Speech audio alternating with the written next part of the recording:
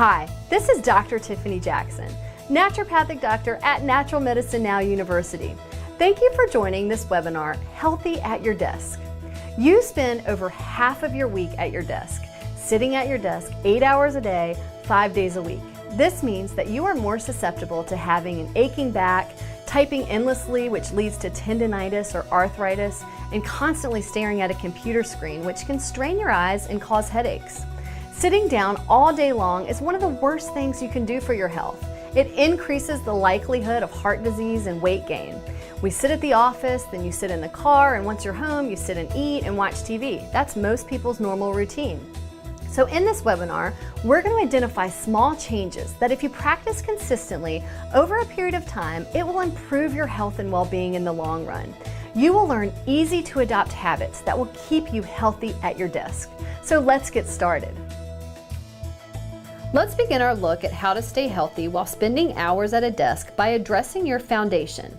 If you are sitting at work in a chair while working at your desk, your foundation is your pelvis, which serves as a base for your spinal column.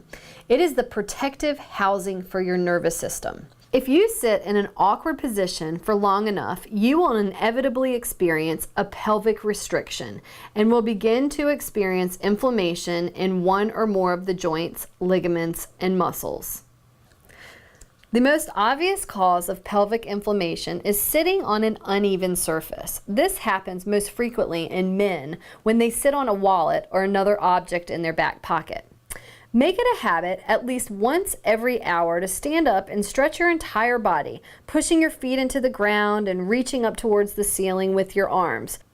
Stretching while standing further relieves your pelvis and back of downward pressure.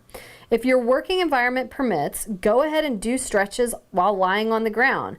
And don't hesitate to take a deep breath and sigh with pleasure as you get a good stretch. Next up, your lower back. Just above your pelvis sits your lower back, also called your lumbar spinal region. This is where most painful disc protrusions and other lower back problems tend to occur. The spinal bones that house and protect your spinal cord are separated at each level by round discs of cartilage that are designed to act as shock absorbers. If these discs experience too much stress over time, or even as a one-time injury, they can begin to slip backward into your spinal canal, where they can put pressure on your spinal cord and spinal nerves. Once in contact with your spinal cord or spinal nerves, a slipped disc almost always translates into serious discomfort. Here are some tips that you can follow to minimize any negative impact that sitting for long periods of time may have on your lower back.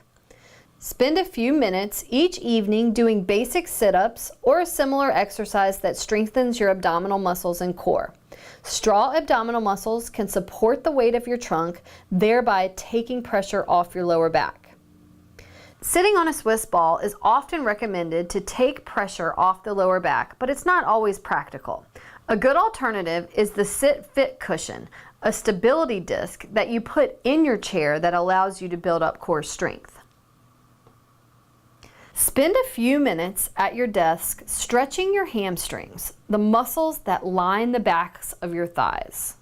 To open up your hips and stretch your hamstrings, you want to sit at your desk with your knees bent and your feet flat on the floor.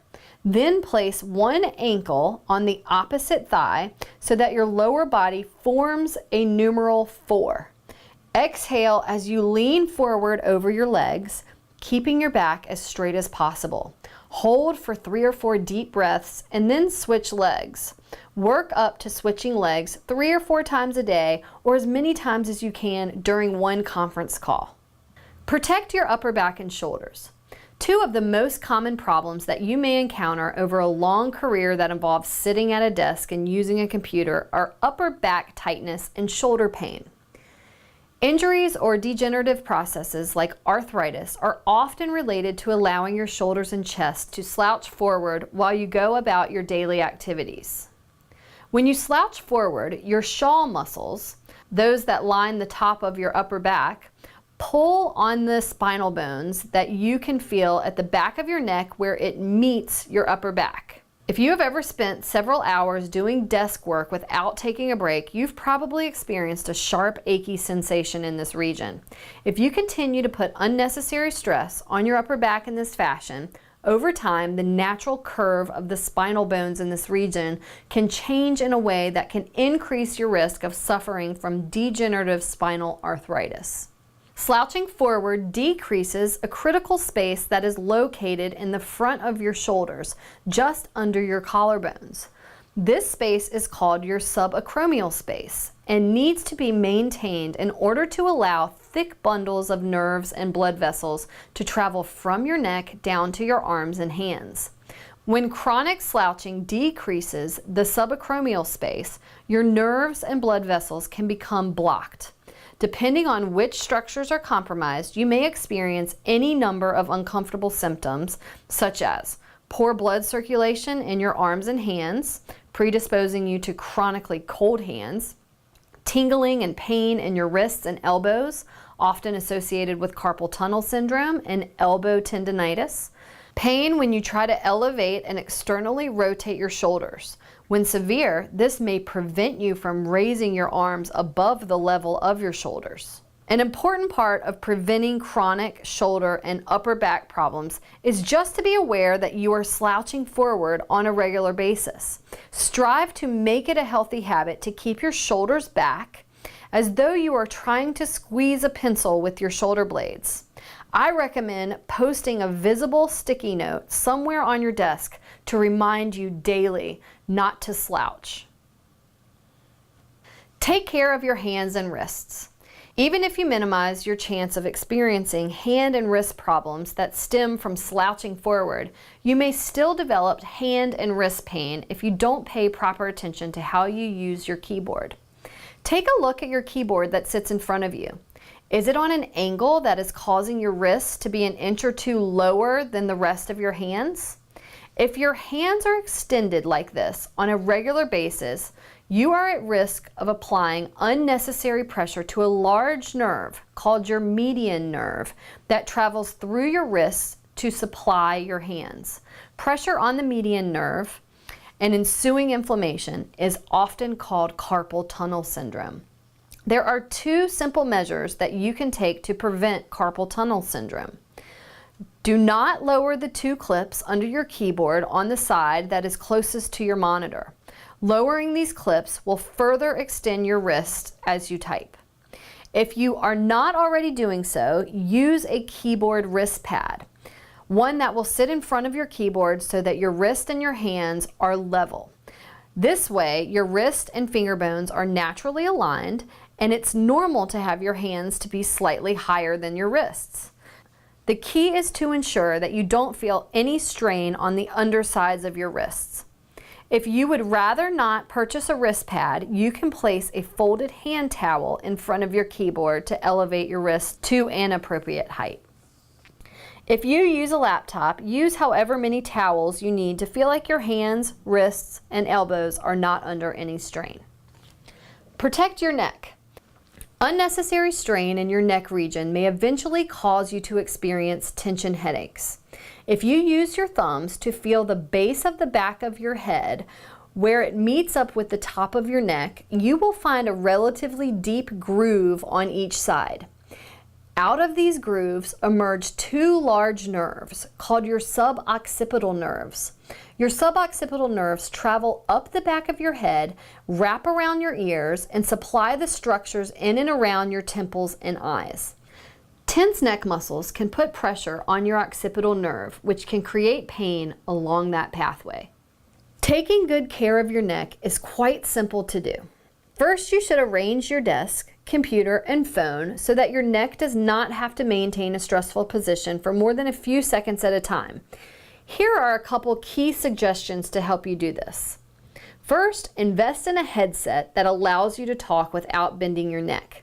If you use your phone or a voice system through your computer on a regular basis, the use of a headset is absolutely essential to the well-being of your neck.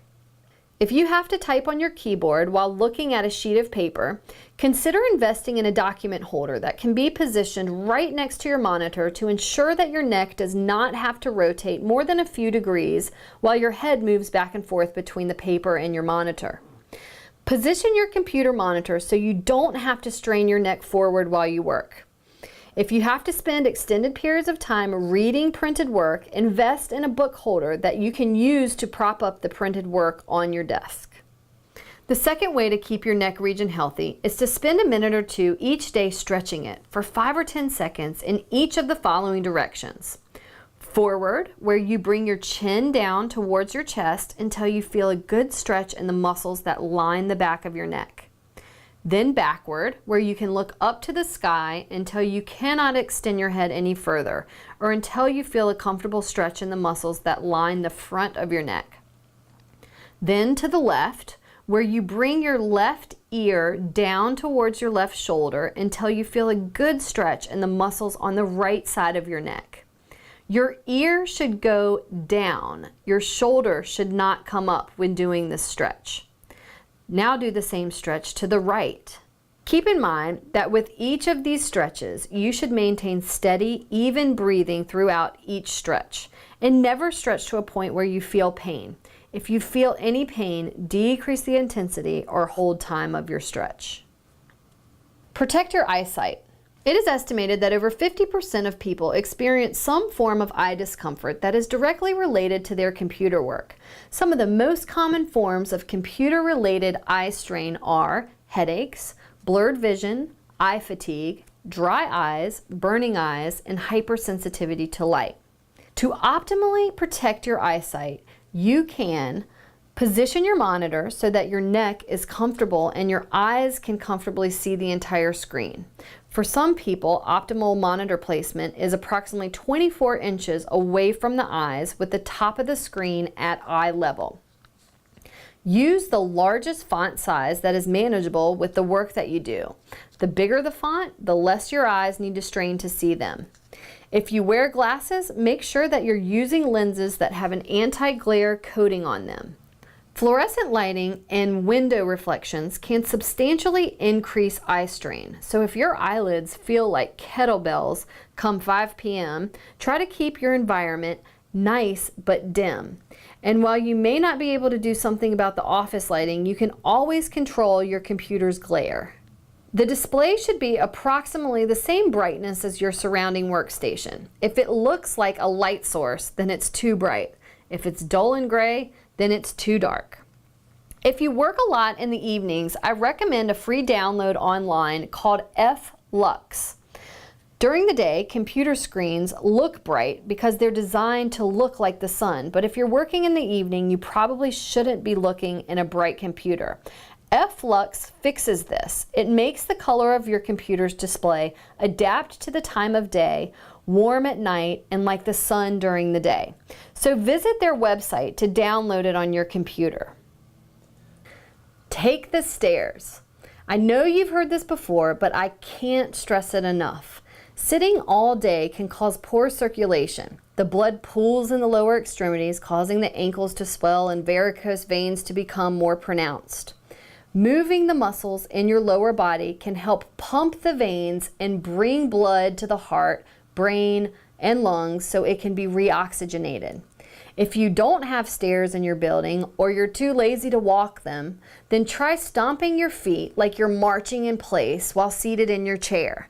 Keep stomping for 45 seconds to a minute, as long as it takes you to read an email, to get your blood pumping efficiently and effectively back to your heart. Take a walk during your lunch break. I know you've probably heard this advice before, but I didn't realize how crucial it was until a large study concluded that remaining sedentary for extended periods of time is bad for your heart. The cardiovascular risks manifest themselves in the form of high blood pressure and high triglycerides, increased body inflammation, and lower levels of HDL, the good cholesterol. This study found that those who took frequent short breaks had smaller waistlines and better lab profiles for sugar and fat metabolism than those who sat for hours without getting up and taking breaks. Every day, try to squeeze in 1 or 2 10 or 15-minute walks at a moderate pace, whether that means doing laps around the office or heading outside if the weather permits. If you head outside, you'll get a bonus and soak up some vitamin D also. Plan ahead. There is certainly nothing wrong with going to lunch every once in a while, but make it a treat, not a daily occurrence. Eating out can be expensive and contribute to an expanding waistline. Plan your lunches from home. They will not only energize you, but save you time, money, and empty calories on bad food choices and rash decisions. So start planning your dinner meals at home and cook in bulk. Don't just cook 2 chicken breasts or 2 turkey burgers and a small salad for dinner. Grill and cook 6 to 8 chicken breasts or 6 to 8 turkey burgers, and then make a huge salad so that you can put leftovers in a Tupperware to pack a healthy lunch as a leftover. Add a few chopped veggies and you have a great homemade meal. To make your leftovers more enjoyable, I recommend going out and buying some nice new glass Pyrex Tupperware. This won't be quite the restaurant experience, but it is a step up from the overused Tupperware and paper plates. So now you'll have a better dining experience. Drinking water will keep you fuller and less tempted to snack on empty calories. To help supplement your daily intake, be sure to drink a full 32 ounces of water before lunch and then another 32 ounces before you head home at the end of the workday. I personally like to use a 32-ounce quart mason jar on my desk. I fill it up first thing in the morning when I get to the office and then again after lunch. This ensures that I at least drink a total of 60 ounces of water before I leave the office. Add some healthy herbal teas to your workday. Forget the coffee breaks and grab your favorite mug and start sampling some herbal teas. Try red fruits, verbena, mint teas, and orange tea. There are specialized teas out there for energy that include yerba mate and ginseng herbs. There's also blends for focus and memory that contain herbs such as rosemary and ginkgo. So explore your tea aisle at your local food store for specialized blends. Make them enjoyable at your office by keeping a special teacup or mug at your desk as opposed to using a standard office styrofoam cup. And last but not least, what can you eat to stay healthy at your office? You need to stay away from the vending machines and processed prepackaged foods, so you need to eat real food and supply fuel to your brain and your body. Ideal office snacks are well-constructed mini meals. This means that your food contains protein, fat, and fiber and delivers about 200 calories or less. This may not sound like the most appetizing snack, but it is delicious and has a great balance of protein, nutrients, and fat. Try a sweet potato stuffed with chicken, salmon, or tuna. That's what you want when you're at your desk and hunger strikes in the mid-morning and afternoon. Try baking a batch of sweet potatoes and then stowing them in the fridge. They'll get delicious and soft, and then stuff some chicken, salmon, tuna, and even a little butter inside. And then pack it in a Tupperware container, and then voila, you have a tasty, quick, easy mini snack that you can have at the office, full of protein, carbohydrates, and fat that will help keep you focused in the afternoon. It's tough to find all those elements in a single snack, so here's a list to help give you some healthy snack options to satisfy your hunger at work. Nitrate-free turkey or ham slices with some apple, or some apple slices with almond butter.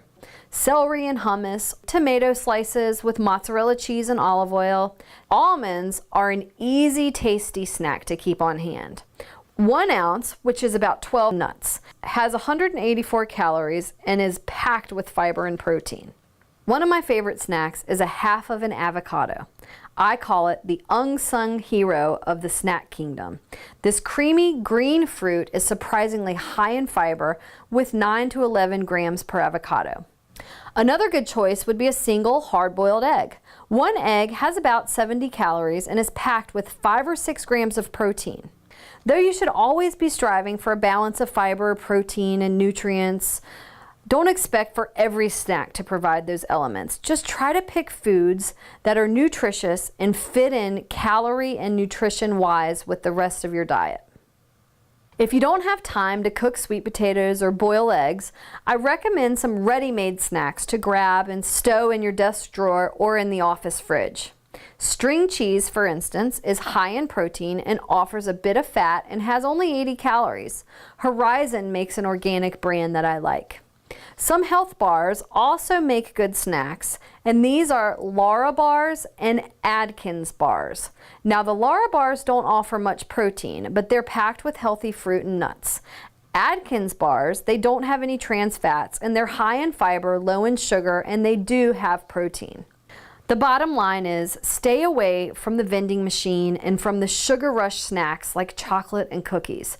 They send your blood sugar soaring, increasing your insulin output and signaling your kidneys to hold on to sodium.